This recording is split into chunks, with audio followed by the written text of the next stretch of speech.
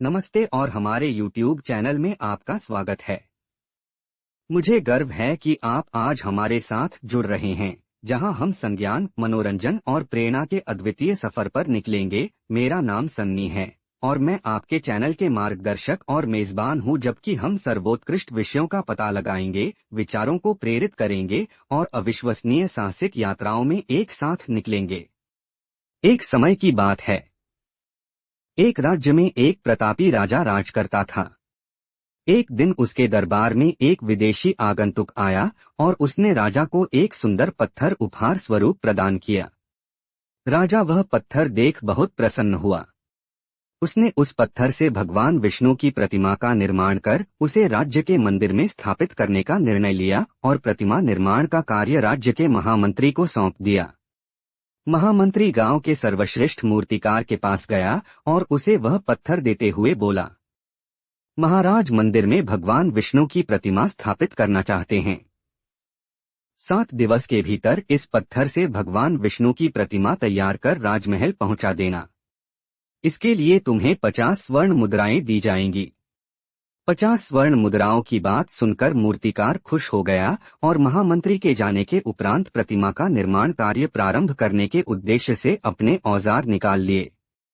अपने औजारों में से उसने एक हथौड़ा लिया और पत्थर तोड़ने के लिए उस पर हथौड़े से वार करने लगा, किंतु पत्थर जस का तस रहा। मूर्तिकार ने हथौड़े के कई वार पत्थर पर किए, किंतु पत्थर नहीं टूटा। 50 बार प्रयास करने के उपरांत मूर्तिकार ने अंतिम बार प्रयास करने के उद्देश्य से हथौड़ा उठाया, किंतु यह सोचकर हथौड़े पर प्रहार करने के पूर्व ही उसने हाथ खींच लिया कि जब 50 बार वार करने से पत्थर नहीं टूटा, तो अब क्या टूटेगा। वह पत्थर लेकर वापस महामंत्री के पास गया और उसे यह कह वापस कर आया कि इस पत्थर को तोड़ना नामुमकिन है, इसलिए इससे भगवान विष्णु की प्रतिमा नहीं बन सकती। महामंत्री को राजा का आदेश हर स्थिति में पूर्ण करना था, इसलिए उसने भगवान विष्णु की प्रतिमा निर्मित करने का कार्य गांव के एक साधारण से मूर्तिकार को सौंप दिया। पत्थर लेकर मूर्तिकार ने महामंत्री के सामने ही उस पर हथौड़े से प्रहार किया और वह पत्थर एक बार में ही टूट गया। पत्थर टूटने के बाद मूर्तिकार प्रतिमा बनाने में जुट गया। इधर महामंत्री सोचने लगा कि काश पहले मूर्तिकार ने एक अंतिम प्रयास और किया होता तो सफल हो गया होता और 50 स्वर्ण मुद्राओं का हकदार बनता।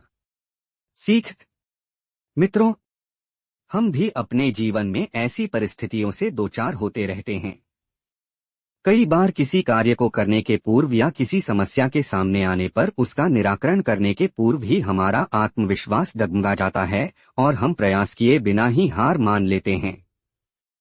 कई बार हम 1-2 प्रयास में असफलता मिलने पर आगे प्रयास करना छोड़ देते हैं, जबकि हो सकता है कि कुछ प्रयास और करने पर कार्य पूर्ण हो जाता या समस्या का समाधान हो जाता।